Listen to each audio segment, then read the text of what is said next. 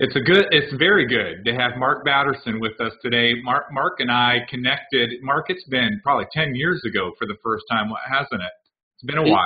it probably has been. We were both, 10 years younger. That's funny. Before we started the recording, Mark and I are talking about our kids, and I remember when we both had little kids, and now our little kids are becoming big kids. So it's a fun journey, life, isn't it? It sure is. It's the funny thing, Tony, is that the parenting is like pastoring a church. As it grows, the rules change. Yeah. It does not stay static, and that's challenging. It's kind of exciting too. Yeah. Well, the reason why we're connecting today, though, is Mark, one of my favorite writers, and out with a new book now. It's called All In. And Mark, before we dive into some specifics about the book, can you kind of just share with us what kind of led you to this topic, and why did you decide to write this particular book? Yeah, well, thanks for letting me share the message with your listeners and viewers, Tony, because I love you. I love the way you lead, and I know the people that are part of your kind of network of influence are the kind of people that are going to eat this up. So 2 years ago, we did a sermon series called All In, and it was one of the most powerful series we've ever done. We had so many people make a decision for Christ or just make a defining decision that I felt like, well, maybe there's a book in this. Now, a lot of my books don't start out as a sermon series. Some of them start out as a book and then turn into a sermon series, but this one was the opposite. And so I think it's a book that's going to be great for small groups, for church campaigns, just to take the level of commitment to the next level for people who are attending. Yeah, so tell me about this now. I mean, obviously you're talking about, it's interesting how you set this up, actually, talking about how before Christ, of course, there's nothing we have to do to earn God's grace, His love. But then after we've committed our lives to Christ, there's really an investment there that I think God's looking for, and it's only through that investment that we get all of what God offers for us. Yeah, the gospel costs nothing, but it demands everything. So I think there are a lot of people that want to buy in without selling out, and I think you miss out when you do that. So really, at the heart of the book, Tony, is something that it's one of my great concerns as a pastor, that you can go to church your whole life and not go all in with God.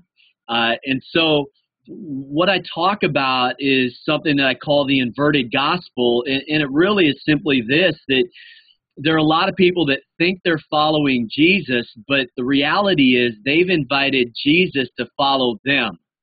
And that's a whole different deal. That's not the deal that's on the table. And I think it's why a lot of people, honestly, are bored with their faith, because they're following the rules, but they're not really following Jesus. And I try to hopefully lay that out in a way that's very straightforward and biblical, but also motivational, and challenging people to ante up, if you will, and make sure that they're all in with God. It sounds like, Mark, that actually you've kind of gone through a similar process in your own faith journey. Would you mind sharing a little bit about that? Yeah, I think when I was 5, after watching a film called The Hiding Place, I made a decision to, ask Jesus into my 5-year-old heart, and I had this 5-year-old understanding of it, but it wasn't really until I turned 19 that things flipped for me. I would say that, it's more about God serving my purposes, if we're being honest.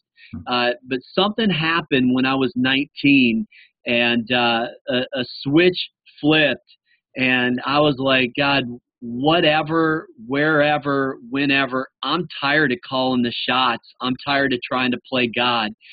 And when you give the Holy Spirit veto power and you say to him, whatever, wow, then it's game on. And it's a little scary, but it also gets pretty exciting at that point because you know that he's ordering your footsteps and he's going to get you where he wants you to go. Mark, as you know, as far as my site's concerned, a lot of church leaders out there, and so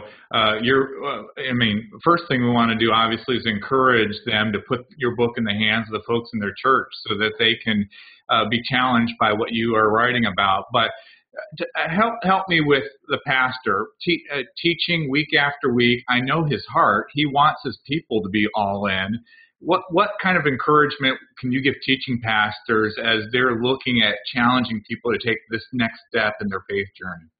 Yeah, well, I think the first word of encouragement I'd give is that, most people have forgotten almost everything I've said from the pulpit, Tony.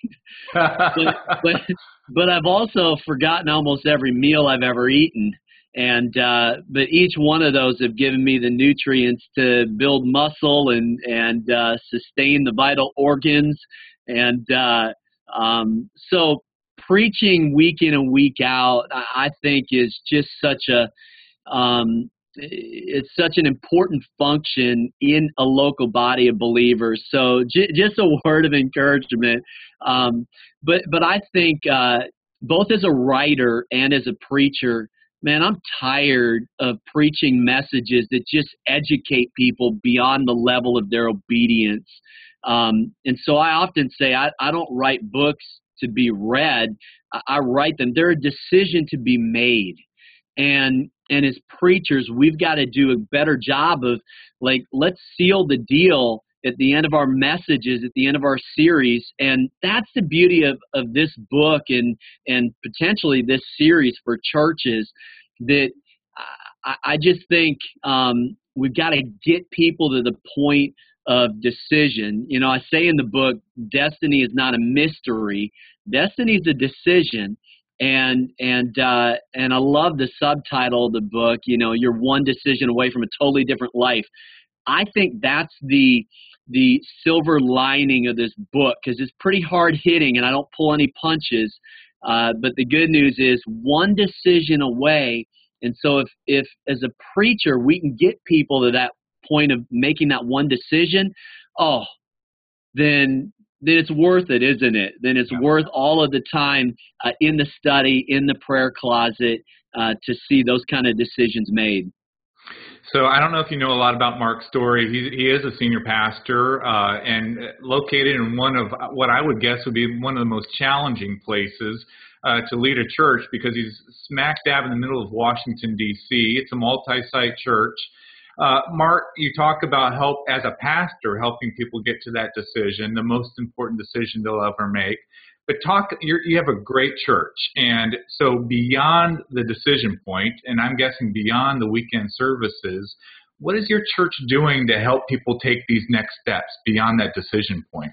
Yeah, we have 6 locations and a 7th that we're launching in Berlin, Germany, which will be the first international location. By the way, we just launched in the Lincoln Theater on U Street this past weekend, this beautiful, historic 1,300-seat theater right in the heart of our city. And so God's blessing the church. But a couple of thoughts, Tony. I think one mission trip is worth more than 52 of my sermons. So we're a very missional church. We'll take 25 missions trips this year. And one of our core convictions is God will bless us in proportion to how we give to missions. And so, last year we budgeted about $1.3 million for missionary kind of endeavors. We want to mobilize people. And the other piece is we have a free market system of small groups. And, we do Alpha, which is big for us. And then we have an interesting kind of funnel group called Freshmen of the City for people who are new to NCC or new to DC. But then, we have 100 plus other groups that on every topic that you can imagine, because we want to let leaders get a vision from God and go for it. And so we're trying to create an organic kind of culture where people can go after those visions and dreams. And so while we're growing bigger, we obviously want to grow smaller. And one of the ways that we do that is through small groups. Now, that's not anything that anybody hasn't heard. And you could say it better than I just did, but that's a little snapshot of what's happening here at NCC. Well, it's a great ministry, and from those of us outside the Beltway, we really appreciate what you're doing to help shape the leaders, the folks that are really shaping what's happening in our country, Mark. So we're grateful for that. Well, and Tony, we don't shut down. We are open for business all the time. Well, that's encouraging. Mark, we want folks to pick up your book, especially if you haven't read what Mark has written. He's a great preacher, but he's an excellent writer too, so I do encourage you to do that. But Mark, if folks want to connect with you, follow your journey, where can we send them? Yeah, markbatterson.com is a decent landing strip. And then on Twitter, I'm just Mark Batterson. And so love to be able to connect with folks on Facebook as well. But, Twitter is kind of my main handle at this point. I'm living about 140 characters at a time, Tony. I get that. I certainly get that. Well, Mark, thank you again for joining us today. We really appreciate the chance to connect and hear a little bit about what's happening in your ministry and with your new book, All In. Hey, thanks so much, Tony.